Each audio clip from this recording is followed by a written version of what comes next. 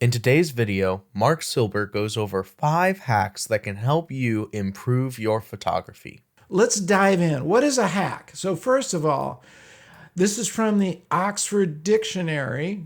This is, these guys are pretty up to date on terms. It's a strategy or technique for managing one's time or activities more efficiently. Managing your time or your activities. So your activity as a photographer, making it more efficient. Okay, plan your work. Okay, so use shot plans, even diagrams. Make a blueprint of what you want to photograph. Make a dream shot list for your whole life, like a bucket list.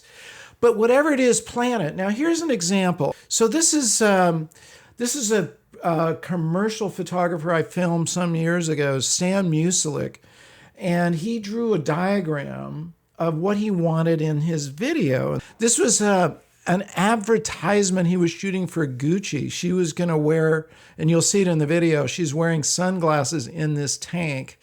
So he drew the diagram of how he wanted her in the tank, where the lights were going to be, and all that sort of thing. And even the lipstick she was wearing, it says red lips, blonde girl. He didn't know who it was going to be because they sent over a model. But anyway, here he is, Stan Musilik.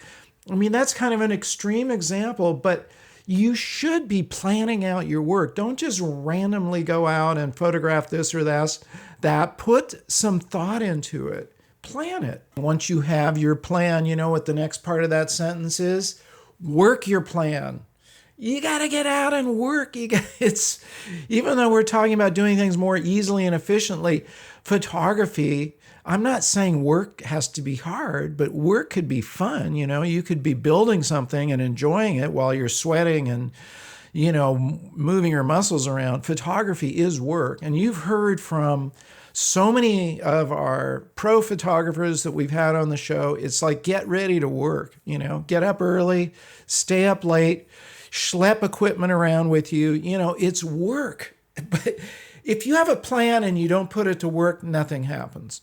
Okay, we're going to talk a little bit about social media here. When you post something on social media, and this could apply also to putting something in a book or on a blog post or wherever you put it, Chris Burkhardt gave this advice, and he's got a pretty good place to stand on his advice because he's huge on Instagram.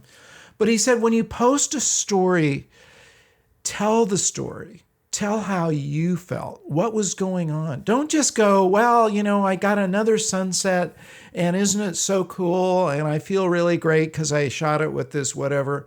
Tell the story. What makes this photograph unique? What was interesting about it? What caught your eye? Because you're going to hear the number one hack. I'm not going to tell you what it is because I'd skip ahead. The number one hack relates to this. But tell your story in your description. And I've noticed it really makes a big difference on the engagement that you get. You're inviting people into your world and you're showing them what the photograph is, but you can also add to it with your words. Bob Holmes has mentioned this over and over again. Ansel Adams brings it up often. Many photographers, all pro photographers basically, at one point or another have mentioned this, and that is you've got to learn to see as your camera sees, and every camera sees a little differently. Your iPhone, you notice this, right? You get out with an iPhone and you see this incredible whatever sunset and you take it and it just looks terrible. It's all pixelated and whatnot. You have a Sony A7R III, it looks really different. You stop it down to f/22, you get a very crisp sunburst. But you have to go through, if you haven't done this already, you got to go through the testing period. And the way that you do that, there's several ways you can do that. But, the easiest thing is go take a shot, really look at it with your own eyes, what you're seeing, photograph it, bring it in, put it on your computer, and do a comparison until you really know, okay, what does this camera see? How does it see? Now, there's other things you can do. You can do test colors and compare those. You can put them out there, photograph them, And, again, you can look at it with your own eye and see what you're seeing. Come back and look at it on the screen. But however you do that testing, put the time in to make that happen. Get to know your camera so well that you can visualize what that camera is going to tell you. A later hack here is visualization. Now, one of the reasons that Ansel Adams made such a huge point of visualization is that he was shooting film 8x10 often. And if you didn't visualize what that was going to look like, you're wasting a huge sheet of film.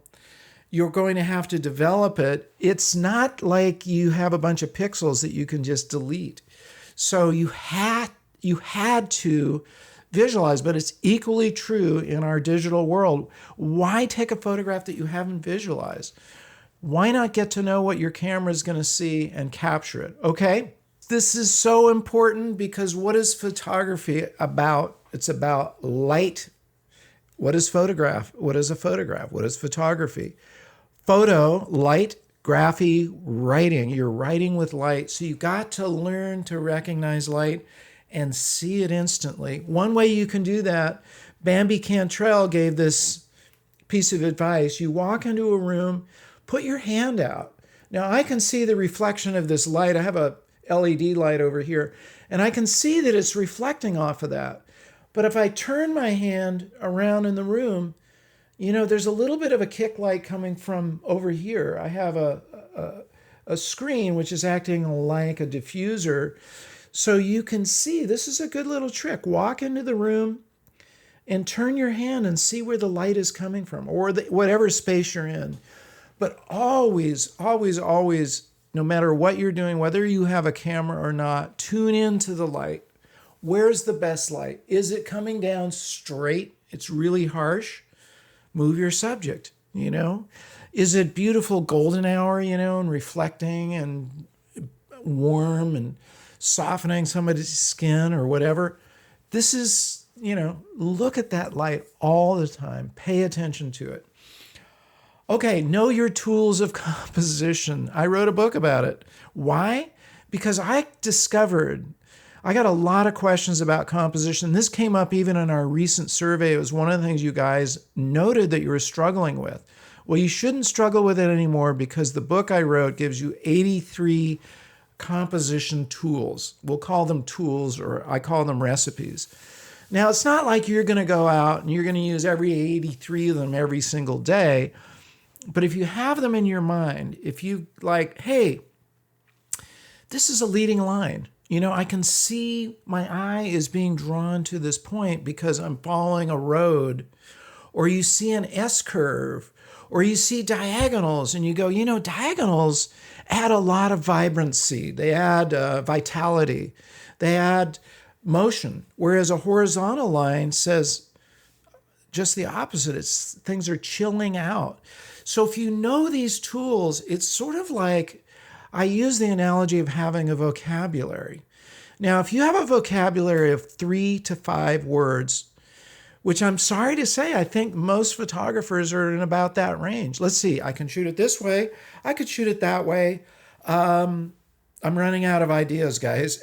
So this is not necessarily you, but you could even test yourself. I should make a quiz, like, what is your composition vocabulary? Do you know 10 compositional forms? Well, 10 words? How many sentences can you make? If you know 83, you can put together a lot of sentences. So that is absolutely necessary to have in your toolkit. Know your composition. If you don't have my book on it, Secrets from the Masters about composition, you should grab it because I wrote it for that reason. So you'd have a handbook that you could carry around with you. Okay, telling your stories, and that's what composition is all about. And that's what photography is all about. It's the repeated theme throughout all these hacks is the better you're able to tell a story, the more you're conveying to your viewer what you saw and felt, which is really what it's all about, right? We hope that you enjoyed that video. If you did, Please give it a like and leave a comment. We love to hear from you. If you want to see more videos like this, be sure to subscribe and ring that notification bell so that you can know when all of our future videos come out. And finally, be sure to get out there and capture your own images of life.